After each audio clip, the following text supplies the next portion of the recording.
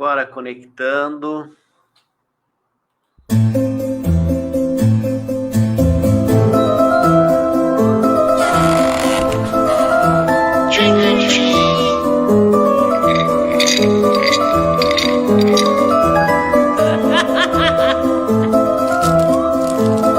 E agora, com vocês, Tom Fábio.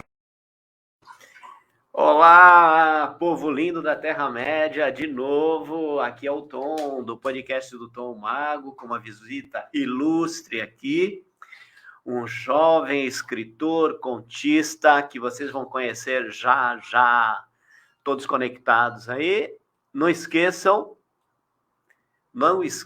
de fazer comentários, fazer as perguntas, se conectar conosco pela ZN Litoral, pela rádio web ZN Litoral e também pelo Facebook, YouTube e Instagram. Instagram também do Treinando Humanidades. Nós estamos aqui com Jonathan Santana, essa ilustre figura. Nós vamos explorar um pouquinho as histórias desse rapaz extremamente criativo e que tem muita coisa para contar, hein, gente? Eu vou dizer para você assim, Jonathan, é um prazer enorme estar recebendo você aqui. Já nos conhecemos há algum tempo. Eu conheço toda essa dinâmica sua para você ser o que você é hoje em relação à tua atividade profissional como escritor, como contista Santana. Mas o povo não sabe quem é. Vamos dizer quem é? Quem é esse contista Santana? Conta pra gente. Primeiramente, eu quero agradecer o convite, né? É sempre uma honra trabalhar com você, eu estar presente com você, seja nesses programas ou qualquer outra atividade que a gente possa fazer ou já fez, né? Lembro muito bem quando a gente se conheceu, né? Eu acho que um dos meus começos foi lá naquele nosso encontro, quando aquele garotinho de 17 anos estava fazendo um trabalho para a escola, né?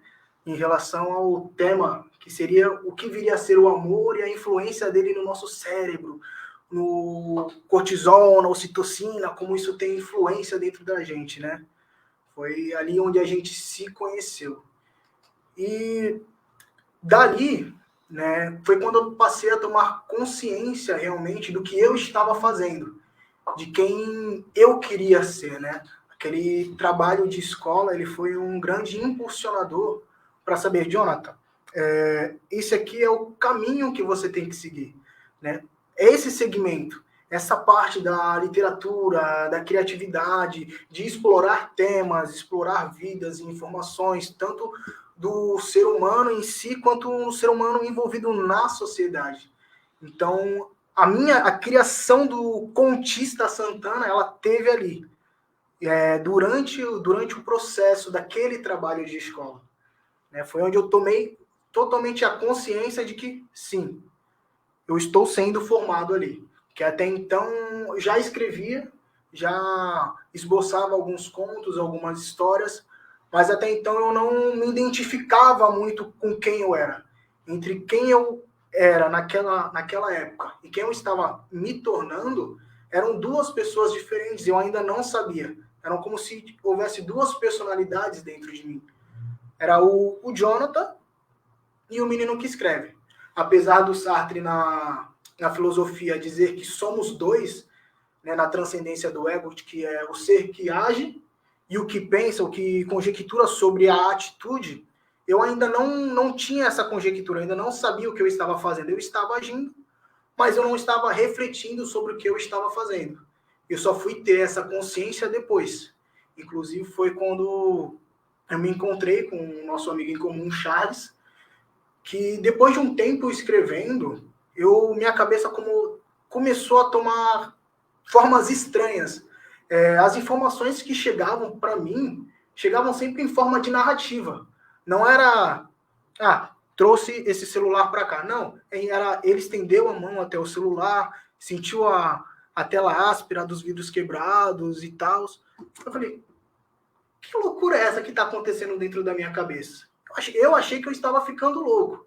Falei, não é possível que as informações na minha cabeça tem que chegar em forma assim. Parece que minha vida está sendo um grande livro. Parece que eu estou narrando a minha vida dentro da minha cabeça. E eu me sentei com o Charles para conversar. Falei, Charles, está acontecendo isso, isso e isso. As informações na minha cabeça vêm chegando em forma de narrativa, tanto das outras pessoas quanto o que eu faço mesmo. Eu acho que eu estou ficando louco, eu vou procurar ajuda, porque não é possível. Aí o Charles prontamente virou para mim e falou, não, calma. Isso daí é o que está te caracterizando como escritor. Da mesma forma que um desenhista olha para algo, ele já consegue imaginar dentro da cabeça dele aquilo ali no papel, com o escritor funciona da mesma cabeça. Como você escreve histórias sobre pessoas, as informações chegam na sua cabeça em forma de narrativa. Isso está te caracterizando como escritor. E foi a partir daí, dessa palavra, que eu falei, realmente. Então, já que estou me caracterizando como escritor, vamos nos aprofundar, me aprofundar nisso daí, né? E essa é uma breve explicação do que é o Contista Santana, do que é o Jonathan Santana, né? Foi minha epifania, foi onde eu tive a epifania realmente de que é isso que eu vou fazer e vou atrás disso daí. Que legal. Puxa, é interessante, né? Porque muitas pessoas, eu dou algumas oficinas de escrita afetiva, escrita criativa, além de outras atividades que eu faço dentro da área dos processos criativos humanos e dos sentimentos humanos. E a gente sabe que um grande número de escritores conhecidos, eles tiveram uma vida um tanto quanto desconfortável emocionalmente. Aí eu pergunto para você com 16 anos já tinha um título escrito, não é isso? Isso. Tinha escrito A Morte do Mascarado. E qual a relação que você faz entre o contista Santana, que tem as suas questões emocionais latentes, e o escritor? Como é que é navegar com tanta coisa acontecendo na cabeça e ter essa epifania? Mas antes disso, só para quem está nos ouvindo entender um pouquinho, quem é o Charles? Charles é um cara sensacional. Em meados ali de 2016, 2017, eu comecei a escutar um nome muito falado na escola, que era Charles Torres para lá, Charles Torres para cá. Via um homem carregando com um tripé e um pedaço de lona branco com um projetor, né, de um lado para o outro. Eu ficava, mano, quem é Charles Torres? Quem é? O pessoal só fala dele, Charles Torres era um desconhecido. E quando foi em 2018, no meu ensino médio, último ano da escola, foi quando eu tive o contato com o Charles Torres. Eu tive a honra, porque ter aula com o Charles é uma honra, cara. Tive o contato com ele. E realmente, tudo aquilo que falavam do Charles era realmente tudo que ele era. Como docente, como pessoa. O Charles foi uma das pessoas que, se eu estou aqui hoje, continuando a escrever, ou na minha formação como pessoa, ele foi um dos influenciadores para isso. Porque quando um professor entra numa unidade escolar, onde a maioria dos alunos não se foca nas aulas, não tem um bom desenvolvimento, e chega uma pessoa e se coloca ali e consegue mudar esse jogo, a pessoa tem que ter, no mínimo, ser um pouquinho anormal ali, fugir um pouquinho dos padrões, anormal num bom sentido, né? Tem que fugir um pouco desse padrão. E eu entendi isso quando me sentei com ele e tive a oportunidade de ser aluno dele, né? E foi ali onde eu falei, caramba, o Charles é um cara sensacional, ele sabe se desenvolver com o aluno, ele sabe prender a sua atenção, ele sabe dar uma aula. Tem uma grande diferença entre ser professor ali, né? E ser o professor que sabe dar uma aula, que sabe prender o aluno, fora dos paradigmas que a gente encontra muito aí hoje, de sentar na cadeira, dar apostila, copia e cola, faz texto, isso e aquilo, onde o aprendizado acaba sendo um pouco dificultoso. E o Charles, ele sabe se desenvolver numa sala de aula, chamando a atenção dos alunos, fazendo com que os alunos firmemente sentem e façam as atividades, entenda, não é simplesmente dar uma aula, não é simplesmente explicar a matéria, é fazer o aluno entender o que está sendo explicado, o que está sendo ensinado. E o Charles faz isso de uma forma sensacional. Então, quando você conhece uma personalidade assim, não tem como se sentir ali apegado àquele professor. Você quer ter mais aula daquele professor. Tanto que, no meio do ano, eu tive a necessidade, por questões de precisar trabalhar, de mudar o meu período. Eu estudava de noite, precisei estudar de manhã. E o Charles dava aula de noite, né? Aí eu falei, mano, não dá. Eu preciso das aulas do Charles. Então, eu passei aí 2 períodos para a escola, nesse ensino médio. Eu ia para a escola de manhã, em dias específicos, eu voltava de noite para ter aula com o Charles. Para você ver o que um professor ali ele consegue moldar a cabeça de um aluno, de fazer o aluno voltar para a escola. Visto que eu era um aluno, não era um aluno nota 10, obviamente, né, em acho que nenhuma matéria, mas o Charles tinha uma coisinha ali, tinha algo a mais que me fazia voltar para a escola, que me fazia querer aquela aula. Ele gerou nos alunos uma necessidade da aula dele. E isso foi sensacional. Que legal, olha só. Então, eu vou fazer particularmente aqui uma homenagem aos professores, de uma forma geral, aproveitando esse gancho, essa sua fala, homenagem ao Charles e a todos os professores que assumem esse papel humanizado de transformar vidas, sabe? Porque esse é um papel incrível que o professor tem. A gente tem centenas de casos onde as pessoas realmente, nos seus depoimentos, falam o quanto foi importante os professores. E, lamentavelmente, a gente não tem isso em todas as culturas. Mas fica aqui, né, essa minha manifestação, a partir da tua fala, homenagem ao Charles e homenagem aos professores, de uma forma geral, que transformam a vida das pessoas. Né? Porque a gente, querendo ou não, ali na escola, é a nossa base. É o nosso começo ali. As pessoas falam, mas os professores não têm a obrigação de ensinar, de educar as pessoas, as crianças, os adolescentes ali. Não tem a obrigação, mas indiretamente é o que é feito. A gente, quanto adolescente, quanto estudante, a maior parte do nosso tempo é passada dentro da escola. É ali de manhã, é onde a gente tem a maior interação social com as pessoas, é onde a gente aprende formas de tratamento, além das formas propostas pelo governo de estabelecer conhecimento. A gente cria o nosso ser social ali na escola. Então, isso é muito importante. Os professores são extremamente importantes. Então, nada a declarar. Legal. Jonathan, você é muito jovem, mas muito mais jovem ainda, você já escreveu o seu primeiro livro. Isso. Com quantos anos você tinha quando você escreveu? Como é que foi essa pegada? Qual foi a motivação para escrever? Fala um pouquinho desse livro. E quando ele foi publicado. E aí você aproveita o gancho e fala um pouquinho das outras produções que você também já publicou e o que está no prelo aí. Legal. Com 16 anos, eu escrevi o primeiro livro, né, A Morte do Mascarado. O que é A Morte do Mascarado? A Morte do Mascarado é um garoto que, na sua infância, ele foi agredido por um grupo de pessoas que estavam de visita na cidade. E eram adolescentes, né, atingindo ali a puberdade, e só queriam zoar, queriam baderna, né. E viram nesse garoto uma oportunidade de fazer essa zoação. Então foram lá, o garoto não levou essas brincadeiras muito a sério e acabou revidando as agressões que o grupo havia fazendo.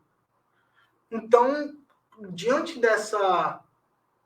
desse revide, o grupo revidou de volta, a um ponto que deixasse o garoto quase que completamente desfigurado. Ou seja, ali naquele momento foi onde o personagem ele acabou ganhando uma forma, né? A mentalidade quebrada do personagem, ela foi criada ali, naquela agressão onde ele se sentiu completamente impotente e era só um garoto. Eu acho que toda manifestação artística nossa, principalmente quando se trata deste começo, do início, tem muito a ver com os nossos sentimentos. Né? Tem muito a ver com quem a gente é e com como a gente, qual que é a nossa recepção em relação ao que as outras pessoas fazem com a gente. E quando eu escrevi A Morte do Mascarado, eu era um garoto, 16 anos, né? Estava na escola ainda, e tinha muito essa questão de isolamento social. Ainda não tinha, o Charles ainda não tinha chego na minha vida, né? Não tinha chego ali. Então eu passava por muitas questões de angústia dentro de mim e que eu tinha a necessidade de colocar ela de alguma forma. E que hoje eu vejo que foi uma forma um tanto imatura, né? Porque eu ainda não tinha a personalidade de um escritor, eu ainda não tinha o direcionamento do que eu queria, qual seria o meu segmento, qual seria o meu gênero, se realmente seria a questão do drama, né? Ou suspense, alguma questão psicológica. Então era só um adolescente revoltado que queria escrever sobre essa revolta. Tanto que, no decorrer do personagem, após essa agressão, ele sofre o abandono paternal, ele se isola da sociedade, cresce sozinho. E quando ele atinge ali a vida adulta, por volta dos seus 20, 23 anos, ele decide que irei me vingar dessas pessoas. Se essas pessoas me fizeram tanto mal e me deixaram na situação na qual eu estou hoje, então eu quero essa vingança, eu vou me vingar dessas pessoas. Então ele passa a perseguir essas pessoas, vai atrás de informações, ele meio que cria uma investigação para saber onde essas pessoas trabalhavam, se elas ainda estavam na cidade, coincidentemente estavam na cidade. Opa, mas ó, pera um pouquinho, não conta tudo não. Tem que estimular a curiosidade. Calma lá, que isso aí é só a ponta do iceberg, tem coisa mais a fundo ainda. Vai lá, manda ver. Essa é só a base da história. Certo. E ele começa a perseguir e a matar cada uma dessas pessoas, né? E ele vai atrás de cada uma, até que chega no final que ele começa a pensar, cara, por quê? Por que eu estou fazendo isso? Não, será que realmente vale a pena continuar nesse caminho? Será que ele é bom para mim? E foi até então que vem o título A Morte do Mascarado, por causa justamente dessa quebra de conceito de que o que ele quer e o que ele precisa realmente fazer. E eu me vi muito desse livro, né? Coloquei muito de mim nesse livro. Tanto que as causalidades da morte que aconteciam dentro do livro não eram pessoas, eram ligadas a sentimentos. Seja sentimento de amor, seja sentimento de abandono. Então, cada personagem ali que era assassinado era como se eu estivesse matando um sentimento dentro de mim. Que aí, futuramente, quando eu já estivesse mais maduro, eu tomei a consciência de que, falei, caramba, eu era tão moleque naquela... Eu literalmente parei de concordar com o que eu estava escrevendo. Eu falei, pô, o negócio ali é mais embaixo, né? Não é exatamente isso. Então eu acho que a gente tem que ter essa visualização de que quando eu estou começando a escrever, do que é que eu estou escrevendo? Porque vem muito do nosso sentimento, vem muito do nosso âmago, e a gente não tem as palavras corretas, a gente não tem a maturidade necessária para escrever sobre os nossos próprios sentimentos, justamente por não se conhecer. Então, se a gente não se conhece, vem um arrependimento quando a gente coloca a manifestação artística para fora. Às vezes a gente faz o certo de maneiras erradas. O que ainda acaba sendo, por mais que seja certo, eu ainda estou errando.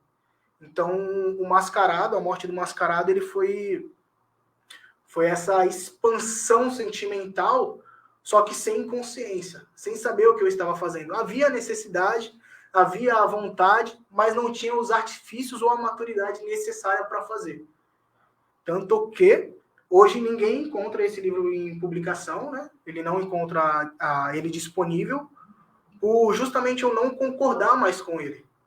Então eu tirei ele de publicação porque eu via que a figura do contista Santana, o Jonathan Santana que estava ali, não era uma pessoa que eu queria ser lembrada. Por mais que conte a minha história, não é o escritor que eu quero ser lembrado. Porque a gente pega muito nesse começo. Então, o Contista Santana, que escreveu A Morte do Mascarado, ele já não existe mais. Ele amadureceu. Ele deixou de ser um menino e acabou virando um homem que não concorda com as próprias atitudes. E é muito complicado de você sentar e reconhecer isso daí. Falar, olha, eu errei. Esse aqui não sou eu. Era eu naquela época, mas hoje em dia eu vi que eu realmente vacilei. Se eu tivesse prestado um pouquinho mais atenção nas coisas, se eu tivesse entendido um pouquinho mais do que as pessoas fazem, por que elas fazem. Porque às vezes uma pessoa faz algo contra a gente e a gente dificilmente entende que aquilo é mais sobre ela do que sobre a gente. Então a gente acaba criando uma mágoa, uma angústia com aquela pessoa e ela tá com os problemas dela. E a gente não tem essa empatia de entender que a pessoa também está passando por questões. Então, A Morte do Mascarado, ele é um contista Santana sem empatia alguma, que está preocupado somente com os próprios sentimentos, sem avaliar os sentimentos dos outros. Então, esse foi a minha primeira publicação em 2016, né? Que eu só publiquei em 2018. Nesse meio termo, entre 2018 e a publicação do Morte do Mascarado, eu comecei a trabalhar em Santos, né? Ali por volta do centro. Ali eu já tinha conhecido o Charles, já tinha me desenvolvido um pouquinho como escritor, já tinha uma certa maturidade. E foi quando eu comecei a escrever com a Voz Rouca, né? Com a Voz Rouca é um livro totalmente atípico de mim. Por quê? Ele é uma antologia de contos eróticos, mas não se tratando dos meus desejos, mas dos desejos das outras pessoas. O que antes ali, na Morte do Mascarado, era uma pessoa que se preocupava só com os próprios sentimentos, Com a Voz Rouca eu passei a me preocupar um pouquinho mais com os sentimentos dos outros, com os desejos dos outros. Então, no centro de Santos eu conheci muitas pessoas, muitas personalidades, muitas mulheres, inclusive, que trabalhavam ali, que estavam ou passavam na loja para fazer algum pedido. Eu sempre gostei bastante de conversar com essas pessoas. E foi ali que saiu Com a Voz Rouca, que são os desejos das outras pessoas, são os relatos das outras pessoas. Claro que colocado de uma forma totalmente ficcional, né, em contos ficcionais, até mesmo em ambientes totalmente aleatórios. A gente vai para o céu, a gente vai para o inferno, a gente vai para a própria sociedade em si. Então, o Com a Voz Rouca, ela adentra muitos ambientes e muitas pessoas também. Depois do Com a Voz Rouca, eu escrevi o que vinha a ser o meu pedido de desculpa A Morte do Mascarado, ao contista lá de 2016 que escreveu o livro. Né? O que é o Homem de Amarelo? O Homem de Amarelo é um perito criminal que trabalha para a polícia, né, fotografando cenas de crimes e tudo mais, até que ele chega numa cena de crime de aparentemente um suicídio. E ele fica se questionando ali, cara, tá muito esquisito isso daqui. Tem alguma coisa ali que não tá batendo. E eu acho que eu já vi isso aqui em algum lugar. E ele começa a fazer ligações com vários outros suicídios que aconteciam tempo atrás, antes dele virar perito criminal. Até que uma das amigas dele acaba sendo vítima desse suicídio. E ele vai atrás para descobrir o que está acontecendo, o que é, o porquê que essas pessoas estão se matando, ou porque as pessoas lá atrás passaram a se matar. E ele descobriu que tinha uma influência de outra pessoa aí. E ele quer mais que tudo agora, pela amiga dele ter sofrido, ser uma vítima do suicídio, ele quer encontrar esse cara. Ele quer saber o porquê, qual é a influência dele dentro dessas pessoas, na vida dessas pessoas. O que ele tem de tão manipulativo que faz com que as pessoas decidam se matar. Até que ele estabelece uma relação não de amizade, mas empatia com esse cara. Que até então, depois de muito tempo, ele já é um senhor de idade. E ele acolhe esse cara a tal modo de que ele passa a ter uma curiosidade por aquela personalidade. E por que ele faz o que ele faz? Qual que é a influência dele? E é quando ele descobre que o cara ele não tem praticamente influência nenhuma. O que ele encontra ali é um cara que tinha desejos em si mesmo, mas que não tinha coragem, que tinha vontade de fazer certos impulsos, mas que faltava nele, faltava algo, alguma chama necessária para ele ir ali e confidenciar. Então ele se sentava com outras pessoas e conversava com essas pessoas, para ver se, na cabeça dele, era como se ele estivesse ajudando aquelas pessoas, mas ele não estava. Então o Homem de Amarelo, ele vem com esse pedido de desculpa bom, tem a morte do mascarado, a pessoa que não se preocupa, que se preocupa com si mesmo, e tem o Homem de Amarelo, que é o cara que vai sentar e vai tentar entender o porquê as pessoas fazem o que fazem. Se antes eu me preocupava com os meus sentimentos e o que eu fazia, no Homem de Amarelo eu vou me preocupar com por que as pessoas estão fazendo o que elas estão fazendo. Qual é o multiplicador, o impulsionador necessário para a pessoa agir de tal forma. Tanto que, para escrever o Homem de Amarelo, eu iniciei um curso de criminologia. Fiz um técnico ali de criminologia.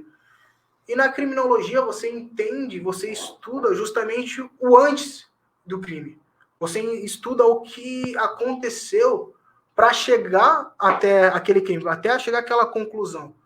Se no direito penal você estudar as penalidades para aquele crime, na criminologia você vai entender a história. Seja questões sociais, patológicas, hereditárias, você vai estudar o porquê. Então, o Homem de Amarelo é isso. Ele é um estudo do porquê as pessoas fazem o que elas fazem, né? Tanto que já incluído nessa questão da depressão e do suicídio, onde eu conheci o grande Dalmo Duque, junto com você, né? Foi no mesmo dia que eu me sentei com o Dalmo, no mesmo dia que eu me sentei com você para fazer aquele trabalho de escola. Onde foi o Dalmo me apresentou a questão do CVV Estação Amizade, a questão da depressão e do suicídio.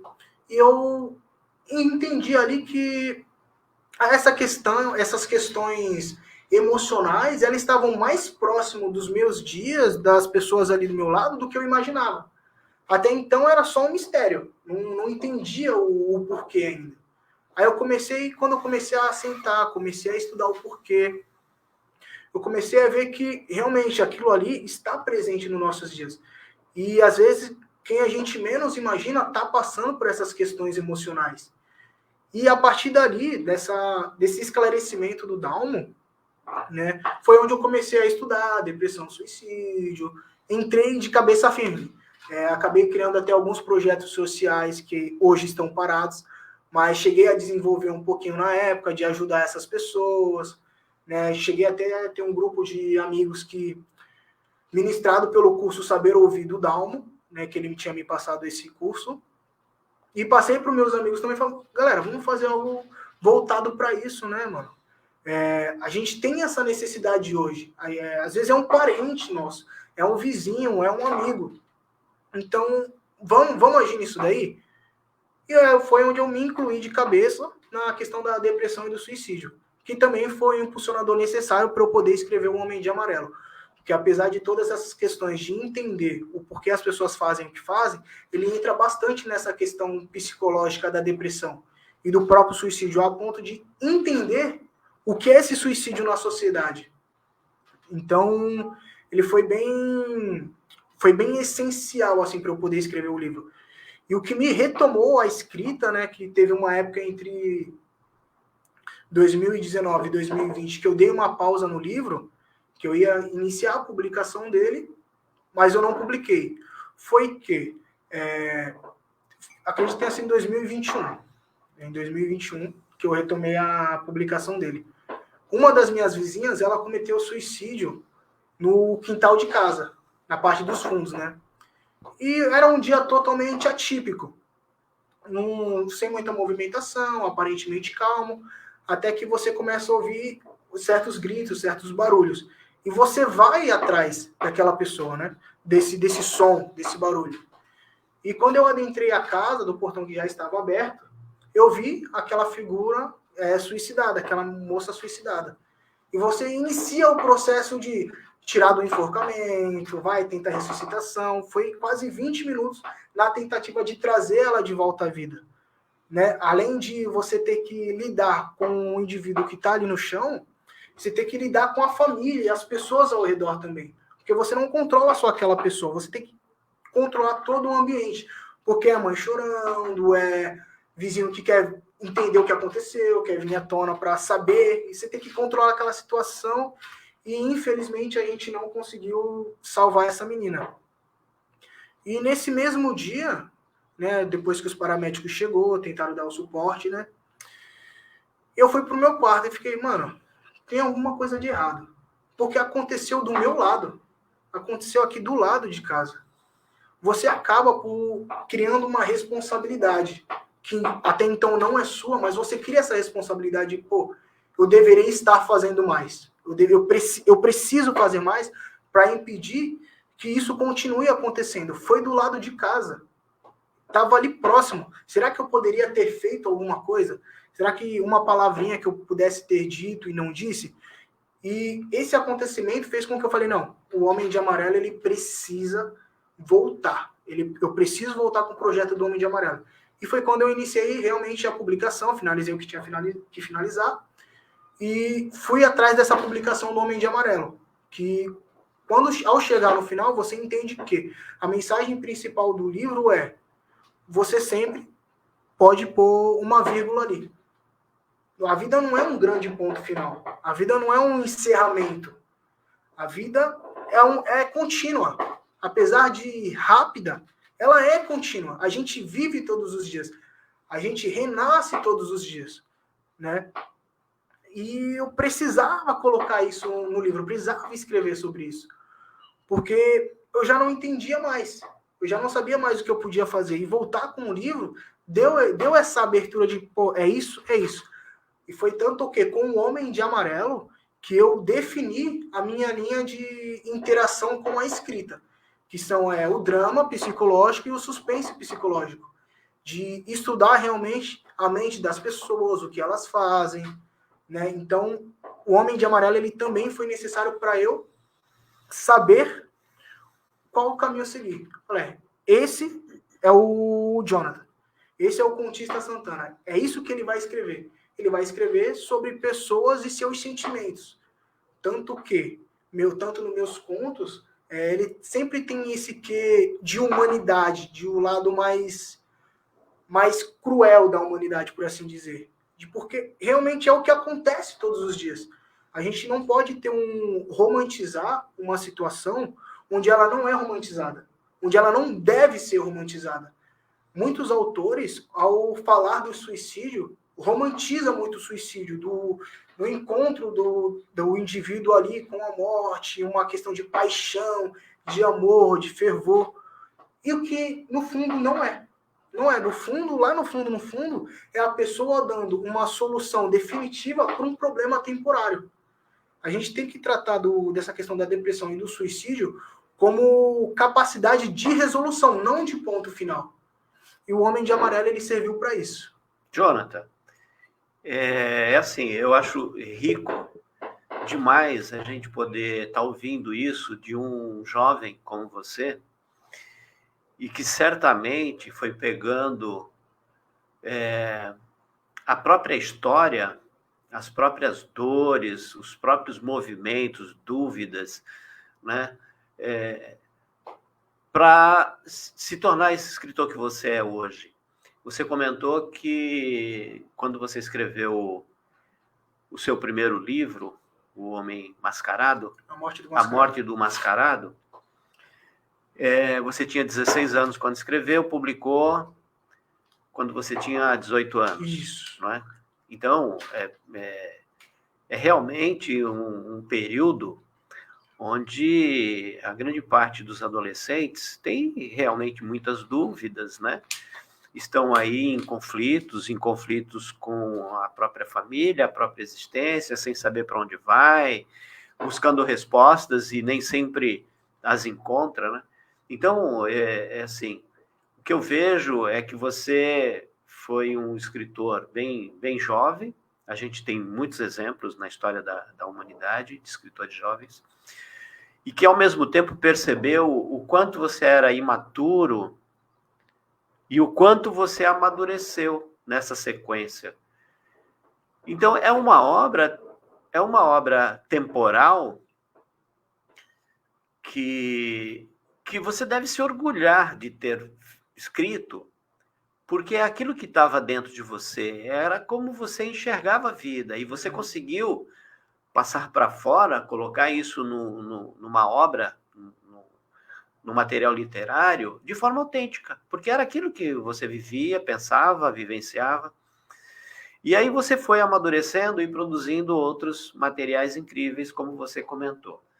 Agora eu pergunto para você, assim, que você falou de tantas as dores, os sentimentos que são importantes, compreender os sentimentos, estudar sobre o comportamento social para você ser um escritor e saber que linha que você quer trabalhar, desenvolver.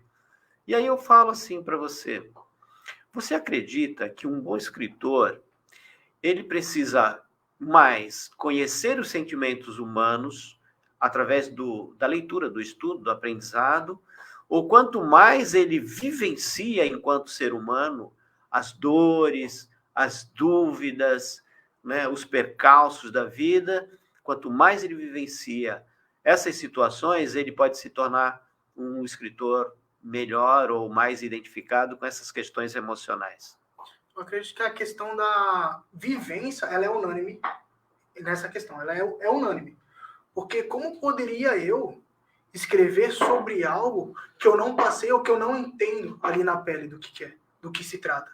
Tanto que as minhas referências, elas não são simples de, entrei na internet, pesquisei coisas, tal, pesquisei casos de pessoas. Não, a minha escrita são de pessoas que eu conheço ali, de pessoas que eu vi na minha frente ou de coisas que aconteceram comigo. Em relação ao suicídio e à depressão, eu tive pessoas perto de mim, eu tive familiares que tentaram e outros que tentaram e conseguiram, confidencializaram. Então a vivência, o estudo, é claro, ele é importante, mas eu acho que o estudo ele é mais importante para saber a forma como você vai apresentar para a sociedade, né? O primeiro passo é a vivência, é você sentir aquilo ali, é você saber o que você está falando, você ver, você passar por aquilo, porque fica muito vago eu chegar para alguém e falar, é muito lindo a vista de Portugal, ou vamos lá, vamos para Nova Zelândia, é muito lindo a vista da Nova Zelândia, onde foi gravada o filme do Hobbit, né? É muito lindo aquilo ali, mas eu nunca vi de perto. Eu não sei qual que é a sensação de estar ali. E como que eu vou escrever sobre estar ali se eu nunca estive ali? Isso calha um pouco da autenticidade, que eu não sinto, eu não sei qual é a sensação real. Tudo que eu sei ali é de coisas que eu vi ou que me falaram, né? Eu não consigo, digo de escritores que escrevem sobre sentimentos, sobre essa questão de vivência humana, né? Em questão de personalidades humanas. Que, claro, a ficção, ela te abre espaço para isso, de escrever coisas na qual você não passou. Ou até mesmo a questão da fantasia e tudo mais, te dá essa liberdade.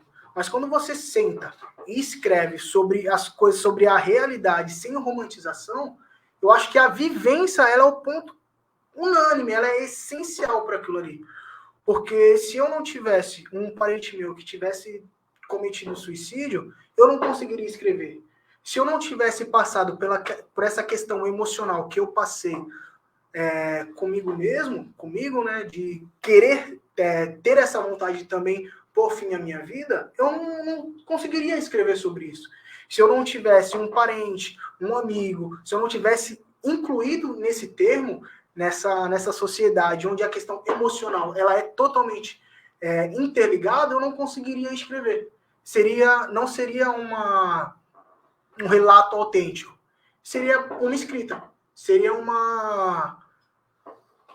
seria uma idealização imaginária do que eu acho que é, não do que realmente é.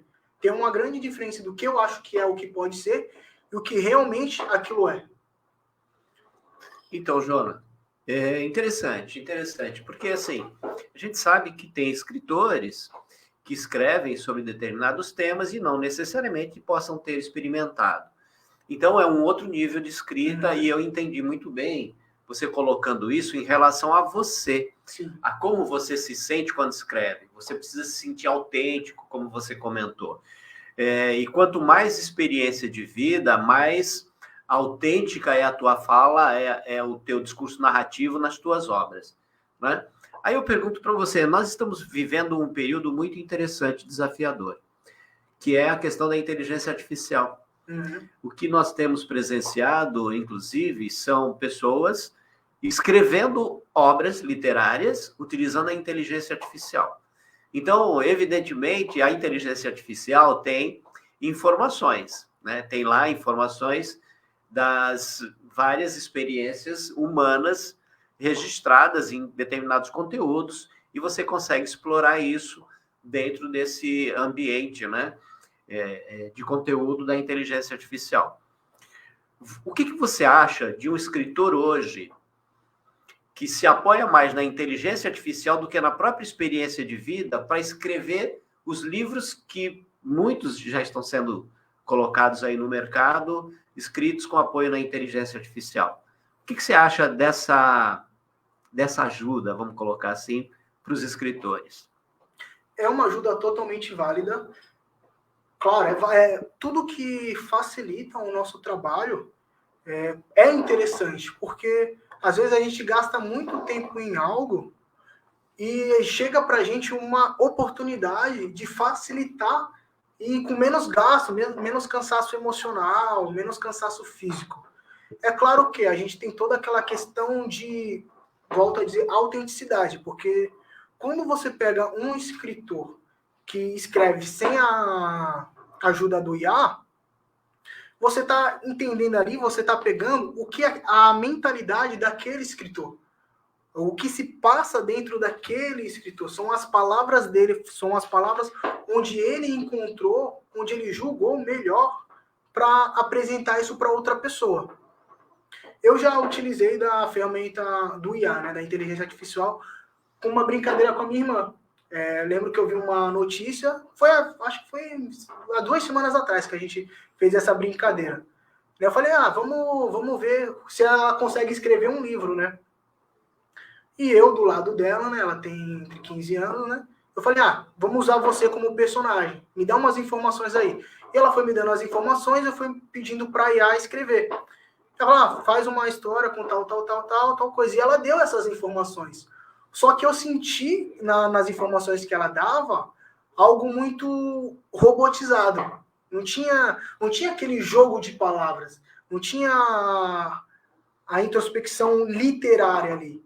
Principalmente quando se trata de cultura brasileira, né? Porque a inteligência artificial, por mais que a gente peça, ela não vai saber qual que é a sensação de comer um pão de queijo quentinho com café passado na hora. E ela não vai saber colocar aquilo ali de uma forma que faça com que com quem está lendo veja a autenticidade naquilo. Porque, querendo ou não, a gente hoje ainda acaba ligando muito o postulado ao autor. Como a gente fala, aquele cara é do Rio de Janeiro, tal, como ele está no Rio de Janeiro e está escrevendo sobre algo mineiro. Então, a IA, por mais que ela venha com aspectos inteiramente importantes, né, ela vem sendo muito importante em questão de auxílio, de ajuda. Nessa questão literária, eu já não acho que ela consiga suprir totalmente a necessidade. Acredito sim que ela talvez consiga, não sei, fazer uma revisão de um texto literário. Pegar um texto literário, o escritor colocar lá para ela, faz uma revisão desse texto para mim. Acho que talvez ela consiga fazer isso. Mas estabelecer o sentimento que o autor está sentindo ao escrever, eu acho que ela ainda não é capaz de fazer isso. De forma que traga o leitor para essa sensação de, esse cara está dizendo isso porque ele sente isso. Porque cada escritor, a gente tem, tanto na ilustração, quanto na escrita, quanto numa modo de fazer a comida, a gente tem uma característica que é só nossa. É o tempero, né? A gente tem o nosso... na área da comunidade, a gente tem o molho ali do hip hop. né? A gente tem um molho, a gente sabe o que caracteriza a gente como escritor, ou o que caracteriza o meu trabalho. O Washington, o Tom, o Mago, a gente vê algo ali, a gente bate o olho e fala, é do Tom. Aquilo ali é do Tom, é certeza que é do Tom. Todas as características que eu tô vendo ali na frente, na minha frente, é do Tom. Ou quando alguém lê um conto meu, vê, pô, esse conto aqui tem todas as características do Jonathan. Ou a ilustração, você bate uma... a gente tem aqui na Baixada o Éder Messias, né? Que ele atualmente está trabalhando para a Marvel, né? Produzindo quadrinhos. E às vezes vem uma imagem de uma página de quadrinhos ali na minha timeline, eu bato o olho e falo, é do Éder. É dele, cara. E não dá outra. Eu vou lá ver quem é o autor, quem foi o ilustrador e é o Éder. Então eu acho que a IA ela não tem essa autenticidade de ter um molho ali, de ter esse tempero de, pô, isso aqui é desse autor. Porra, você legal. lê o Edgar Allan Poe, você sabe que você está lendo o Edgar Allan Poe. Você lê Clarice Lispector, você sabe que você está lendo Clarice Lispector. Aí você pega uma obra da IA e publica, você lê, você vê que não tem aquela característica daquele autor, não tem individualidade, não tem a né? individualidade. Isso é interessante. Mas dizem que se você desenvolver uma habilidade em criar os prompts perfeitos, você terá, de repente, mais autenticidade para que você possa, de repente, compreender um pouco melhor as questões emocionais produzidas, literariamente falando, pela inteligência artificial. Ah, não, sim, isso daí eu concordo totalmente, porque a gente vem se desenvolvendo na área da tecnologia, da inteligência artificial, onde ela consegue criar um sentimento ali, onde ela consegue aprender. Nesse ponto, sim, onde ela já aprende, onde é como se ela fosse uma criança ali, através da nossa convivência com ela, a gente vai ensinando algumas coisas. Tanto que tinha até um aplicativo que foi banido aqui do Brasil, onde as pessoas estavam ensinando essa inteligência artificial a dar golpes na internet.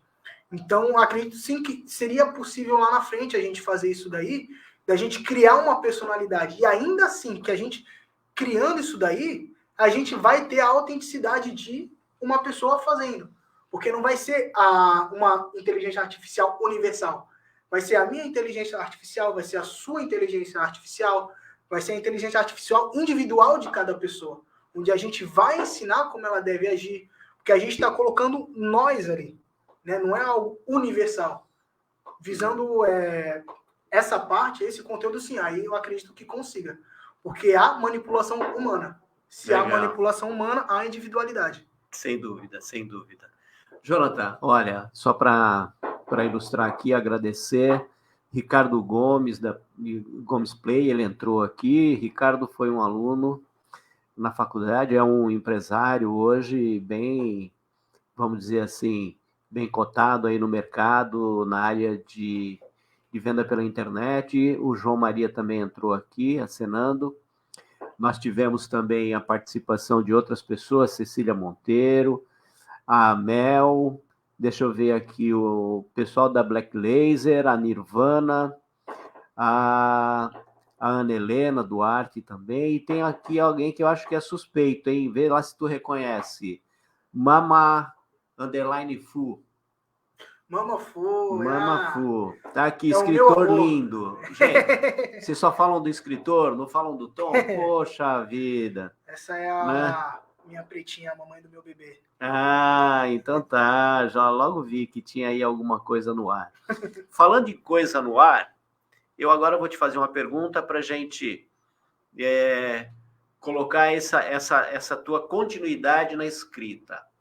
O que está vindo de coisa nova?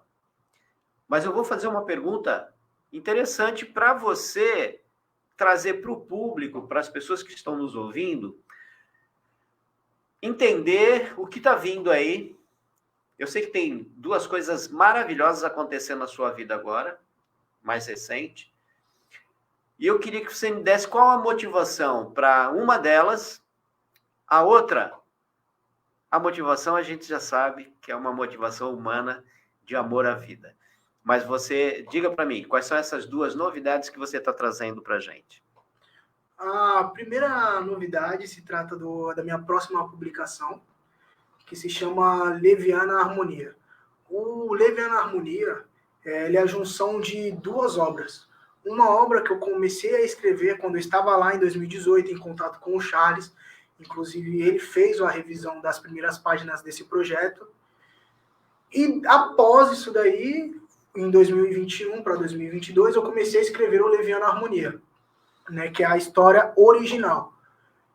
Eu conheci lá em 2020, 2021, uma personalidade na qual vamos chamar ela de Ana, como proposto na personagem do livro. Eu conheci a Ana. E a Ana, ela trazia umas questões emocionais dela que influenciava ainda na vida dela. Que aconteceu quando ela era mais nova e ela começou a trazer isso para a vida adulta. Ao ponto de atrapalhar nos relacionamentos sociais, atrapalhar no trabalho. Então, o trauma que ela teve lá atrás influenciou diretamente na vida dela. Em conversa com ela, né, acabou virando uma grande amiga, eu falei, o que tu acha da gente escrever sobre a sua história, né? Mas antes disso eu já tinha escrito umas 3 páginas, a proposta, escrevi para ela como seria esse contexto, né?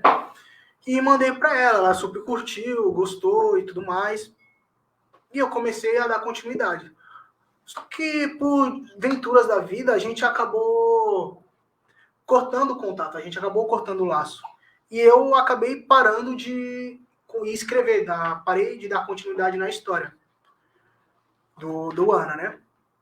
Aí só que depois de algum tempo eu fui percebendo algumas coisinhas. Tive a oportunidade de conhecer novas pessoas e entendi que a essência da Ana, não só da minha amiga, quanto da personagem, ela era tão real quanto a que eu conheci. E vi que muitas mulheres passavam por essa situação de angústia, né? Que a gente tem uma mania de fofinho, fofinho, a mulher passa por isso, que não sei o quê.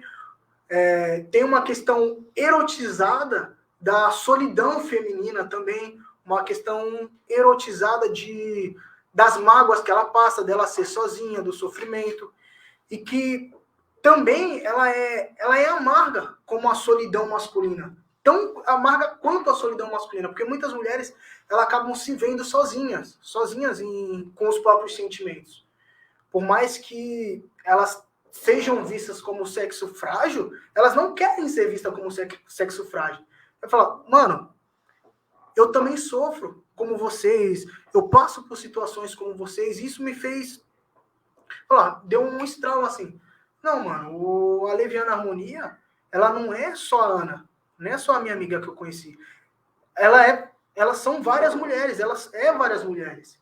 Não é só aquela menina que passou por um trauma e que vem remoendo isso o resto da vida dela, durante a vida dela. Elas são outras mulheres também trazem isso. Também tem essa questão emocional. Então eu resolvi continuar por entender que não se tratava só de uma pessoa. Se tratava de várias pessoas que também têm sentimentos, de mulheres que também sofrem, que se veem sozinhas, que têm que aguentar o peso do mundo nas costas sozinha. Isso que é o pior de tudo. Que elas muitas vezes se veem sozinhas. Então eu voltei a escrever. Então a história se passa de uma menina que teve o pai assassinado diante dos olhos dela, né? O pai era policial e ela viu o pai ser assassinado. E isso ficou na cabeça dela, isso fica na cabeça de uma criança. E ela acabou levando essa questão emocional, esse trauma, para o resto da vida dela. Durante a adolescência, durante a fase adulta. E ela não sabia lidar com isso, né? Aí ela ela tem então a epifania de que preciso matar o que me mata. Preciso matar esse sentimento. E que me traz diretamente a questão da morte do mascarado, o primeiro livro lá, onde ele quer a vingança também. Ele quer matar esse sentimento. Porém, no Leviana Harmonia, vem essa resolução mais rápida de que, poxa, não é isso que eu devo fazer, tá ligado? Não é essa a minha saída. Será que o meu pai, sendo a boa pessoa que ele foi para mim, né, isso no contexto da personagem, Certo.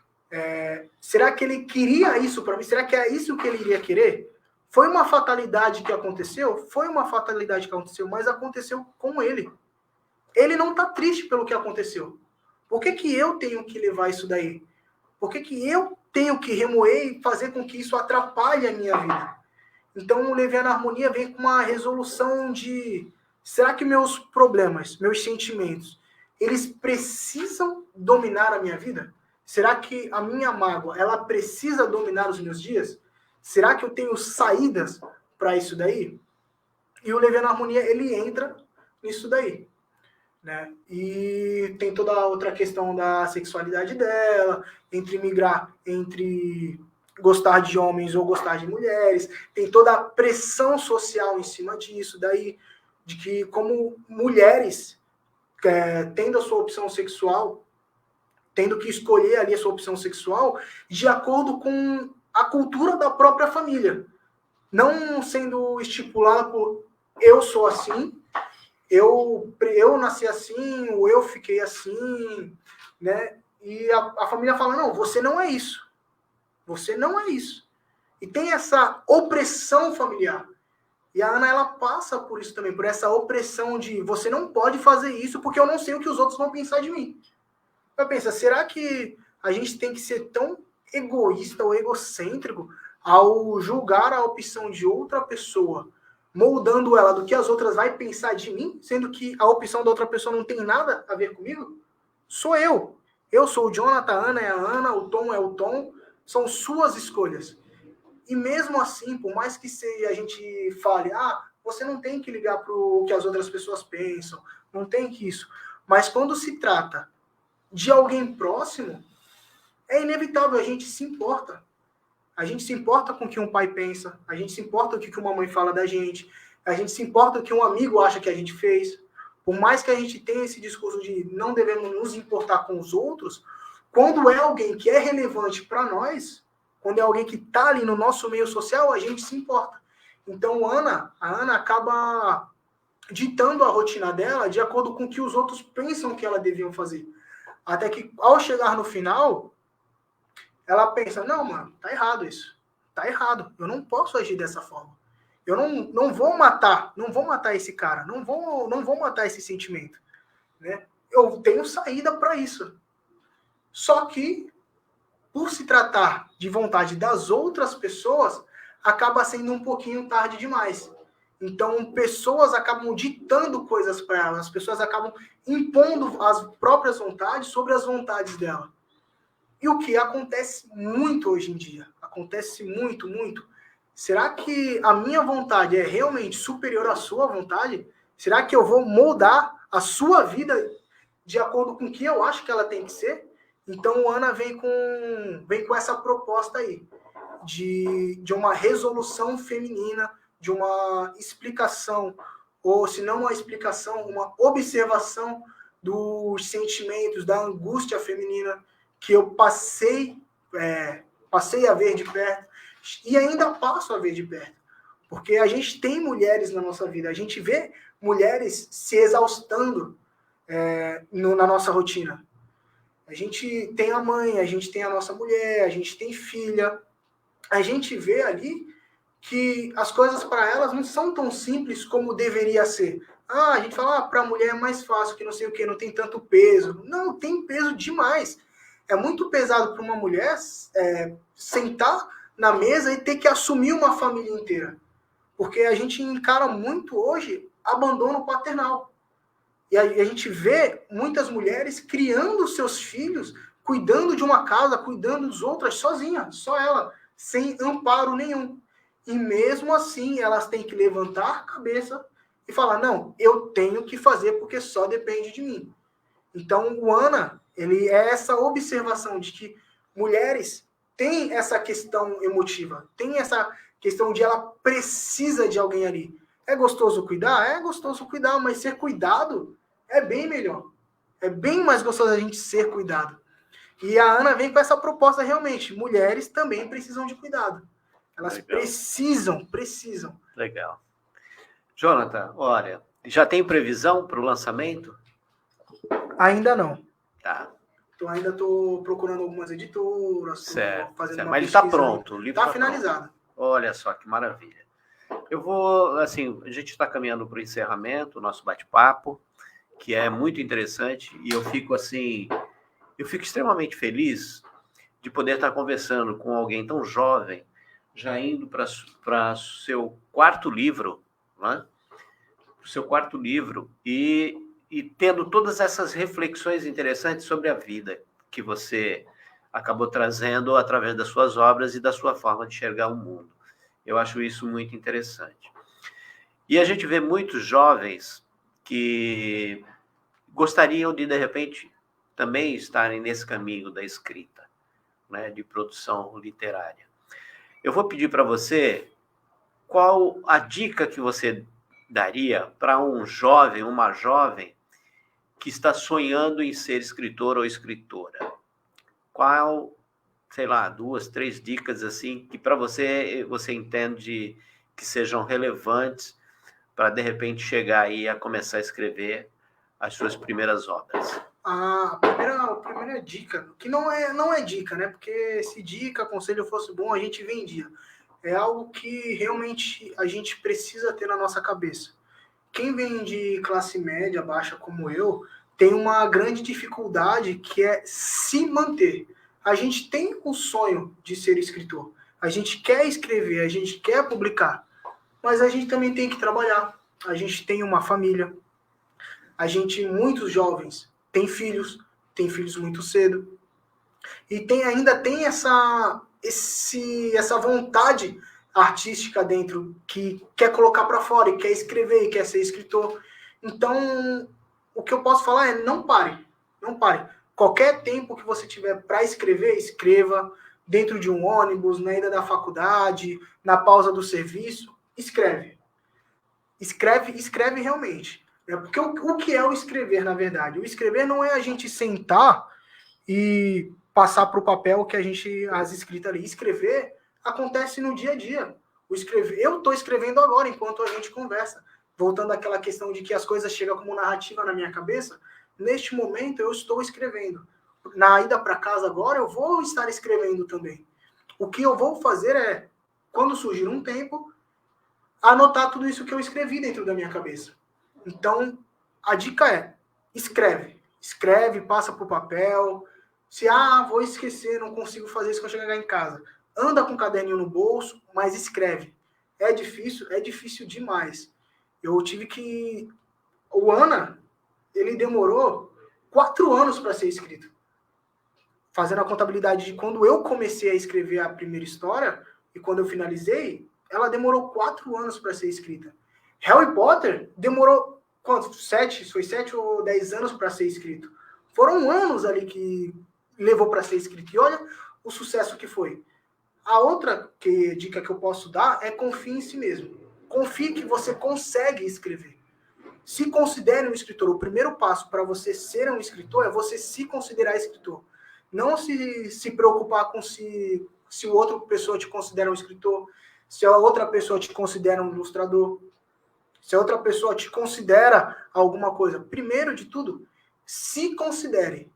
Tenha dentro de você que você quer escrever, que você é um escritor, que você consegue. Esse é o primeiro passo. Porque, voltando lá ao que eu falei lá no comecinho, de que Sartre tem na filosofia um livro chamado A Transcendência do Ego, que fala que justamente você é 2, ele fala literalmente isso, você é 2. É você e a consciência que você tem de você. É o que pensa e o que faz. É o Jonathan que está agindo e o Jonathan que está observando o que eu estou fazendo. E se eu sou 2, se eu sou a consciência que eu tenho de mim, por que não ter essa consciência de que eu sou capaz de fazer algo? Por que não ter essa consciência de que eu consigo? Eu sou a peça principal da minha vida. Eu sou o personagem principal da minha vida. Eu dito ali o que vai acontecer comigo. E se não ditar o que vai acontecer comigo, eu posso ditar as minhas reações em relação a algo que vai acontecer comigo. Então, essa é o mais importante. Primeiro, se considere. Entenda que você é capaz e que você consegue. Não é arrogância nenhuma, Tom. você virar para frente do espelho ou virar para alguém e falar: eu sou bom no que eu faço. Eu sou um escritor ótimo. Eu sou um ilustrador ótimo. Isso não é arrogância, porque quando você fala eu sou ótimo, você põe como parâmetro de comparação a si. Você não se compara em relação a outra pessoa. Seria arrogância se eu apontasse para alguém e falasse: não, eu sou melhor que fulano de tal. Aí sim entraria num pé de arrogância. Mas a partir do momento onde você fala eu sou bom, você está reconhecendo que você é capaz de grandes coisas. Aí é confiança. Aí é confiança. Se a gente é capaz de grandes coisas, a gente vai lá e faz essa coisa. A gente faz ser grande, a gente se torna grande. Mesmo sendo tão pequeno, com a confiança, a gente se torna grande. E eu sou capaz. Eu sei que eu sou um bom escritor. Eu sei que o Tom, acredito em você, que você saiba que você faz um bom trabalho treinando humanidades. Né? Eu sei que você faz um bom trabalho na sua oficina de escrita afetiva e criativa. Agora imagine se eu não me considerasse um bom escritor. Que valor eu estaria dando a mim? Se eu não me valorizo, como eu vou esperar que outra pessoa me valorize? Perfeito. É isso. Perfeito. Então, dizem por aí que para você ser completo, você tem que plantar uma árvore, escrever um livro e... fazer um filho. E ter um filho, né? Filho. Você, pelo já jeito... plantei uma árvore, Hã? Já escrevi 3 livros e agora tá vendo uma criancinha, um mini eu aí. Ah, que legal, parabéns. E eu estou completo. Estou me sentindo completo. É uma experiência que no começo assusta bastante. Tanto para mim, mais ainda para minha mulher, né? Para a mãe do meu filho, mais para ela, porque volta realmente naquela questão que eu falei das mulheres. Porque peso por bem mais grande, que eu esteja ao lado dela, ela está passando por aquilo sozinha. É o corpo dela mudando, é os hormônios dela se alterando. O que eu posso estar fazendo ali é tornar o ambiente o mais propício possível a ser confortável. Mas quem está sentindo tudo ali é ela. Ela que tem as vontades, tem os desejos. Ela que literalmente está gerando a criança. Então, é uma experiência interessante. Estou gostando bastante da experiência. Tanto eu quanto ela. Assustou no começo, mas isso é normal. E está previsto aí para entre janeiro e fevereiro. Se for menino, vai ser Renato. E se for menina, vai se chamar Helena. A gente ainda não sabe o sexo, mas já temos os nomes definidos. Que legal, que legal. Olha, eu vou te falar, Jonathan, para mim é uma satisfação enorme. Eu conheci você há alguns anos atrás, esse jovem, né, com a cabeça cheia de dúvidas e dores e dificuldades, mas também muito curioso com a vida. Eu conheci você lá atrás e hoje vejo você realmente um homem, um cara maduro, um cara que conseguiu avançar, escrever essas obras todas, e eu sei quais são as dificuldades para um jovem escritor no Brasil, na atualidade principalmente. São muitos desafios a vencer, e eu vejo e me sinto orgulhoso de ter participado, ainda que um pouquinho, por pouco tempo, da sua vida enquanto jovem, lá, né, com aquelas dúvidas e aquelas questões que você trouxe na época, encontramos junto com o professor Dalmo, e para mim é um orgulho imenso ter você aqui conversando. Então, eu vou passar para você agora. É apenas uma pequena lembrança desse nosso encontro. Aqui no podcast do Tom, a gente traz sempre, só para ficar registrado, esse é um certificado de participação no podcast do Tom, que eu passo às suas mãos agradecendo infinitamente a tua presença, e eu tenho certeza que as tuas palavras vão gerar frutos em muitos outros futuros escritores e escritoras que possam seguir esse caminho e possam ir se descobrindo e percebendo quando está amadurecendo, quando teve as dúvidas e, inclusive, identificando quando pode ser melhor. e tendo, acima de tudo, essa autoconfiança que você tem. Então, eu coloco à sua disposição para suas palavras finais, para a gente encerrar esse podcast do Tom, o Mago. Quero agradecer novamente, Tom, o convite. Novamente, é sempre uma honra estar com você, trabalhar com você, né? Participar de qualquer área, movimento cultural que a gente faz aí, venha fazer. Espero que venham muitos pela frente. Quero agradecer o pessoal que assistiu, que acompanhou também. Se quiserem comentar, minha página está aí. Quiserem tirar algumas dúvidas sobre escrita também, vou ajudar no que eu puder ajudar. Dica, ou se quiser trabalhar comigo de alguma forma aí no movimento cultural, estou totalmente à disposição. E novamente te agradecer, Tom, pela oportunidade. Valeu, valeu, Jonathan. Valeu, Contista Santana. Encerrando aqui o nosso bate-papo no podcast do Tom, o Mago. Muito obrigado pela presença de todos. Mencionando aqui o Cadu Caricaturas também entrou aqui, acenou para a gente, acompanhando. E eu quero dizer para vocês que na próxima quarta-feira, às 16 horas, a gente vai ter esse encontro confirmado de novo. Tá bom? Um abraço, povo lindo da Terra-média. Até o próximo.